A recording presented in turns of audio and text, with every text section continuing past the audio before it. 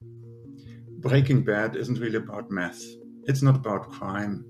It's about you. And maybe your nation too.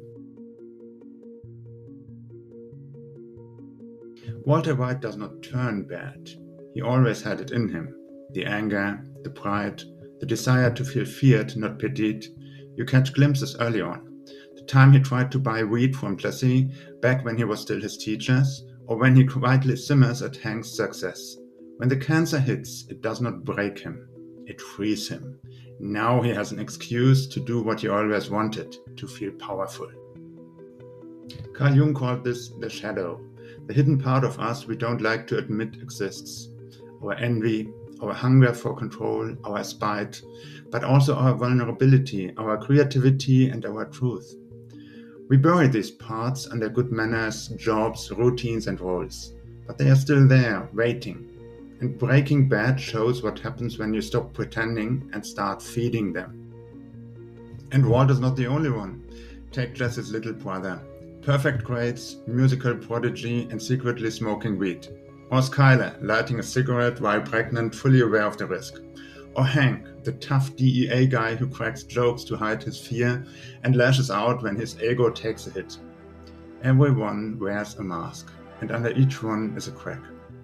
That's the genius of Breaking Bad. It doesn't show villains, it shows ordinary people making small choices that turn into something monstrous. No evil laugh, no devil horns, just polite handshakes and white lies. Just, I need to do this for my family. Just, it's not that bad. And that's where the show lands its final punch, with the banality of evil. It shows that evil isn't loud. It's quiet, boring, sometimes polite. It's a woman stealing a spoon from an open house, a man adjusting his tie after killing someone, a teacher folding laundry after poisoning a child. Evil doesn't arrive wearing black. It is already sitting at your dinner table. But what if it's bigger than you? If an individual has a shadow, can a country have one too? Jung thought so. He spoke of the collective unconscious, a shared layer of psyche full of myths, patterns, and yes, shadows. Just as a person hides their envy, a nation hides its uncomfortable truths, historical violence, systematic inequality, collective rage. And just like a person, if those parts go ignored too long, they don't disappear. They return. Louder, uglier, more powerful than before. Which brings us to Donald Trump. Love him or hate him, Donald Trump didn't come out of nowhere. He is not some glitch in the matrix. He is the projection of things America tried to forget. He is brash, narcissistic, obsessed with winning. He mocks, bullies, exaggerates. And for millions, he felt familiar, because he was saying things many people felt but wouldn't say out loud. He wasn't just challenging politics, he was breaking the mask. For decades, America told itself a story. We are the land of opportunity, the beacon of democracy, the force for good. That story has truth in it, but also holes. Underneath it lies centuries of contradiction. Slavery, segregation war, greed, inequality, fear of decline. Trump didn't create the shadow, he channeled it. He didn't corrupt America. He revealed what was already festering. In Jungian terms, Trump is not the disease, he is a symptom. A nation that refuses to confront its darkness will eventually be ruled by it. Here's the part we often forget. The shadow isn't really a place of evil. It's also the place where we hide the best parts of ourselves, the parts the dominant system fears or punishes.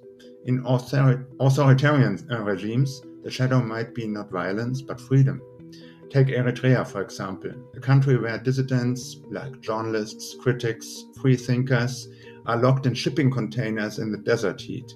Not because they've harmed anyone, but because they represent what the regime cannot tolerate. Freedom of expression, difference, individuality. In a system that values control and obedience above everything else, freedom becomes the shadow. Truth becomes dangerous. And the people who carry it must be buried. Literally. So the lesson, is not just that evil hides in the shadow. It's that whatever we repress, good or bad, will come back. Walter White and Donald Trump seem worlds apart, but the deeper truth is, what you don't confront will eventually confront you. Walt never faced his resentment, his hunger for respect, his pride, until they consumed him. America never truly reckoned with its own contradictions, until someone emerged who embodied them. Eritrea represses its hunger for freedom and ends up torturing the very people who carry it. That's what Breaking Bad is really about. It doesn't ask, who is the bad guy? It asks, what happens when you stop pretending to be good? And maybe that's what the world is asking from all of us now. The shadow always knocks, and whether it comes as a tyrant or a truth teller depends entirely on what you've been trying to hide.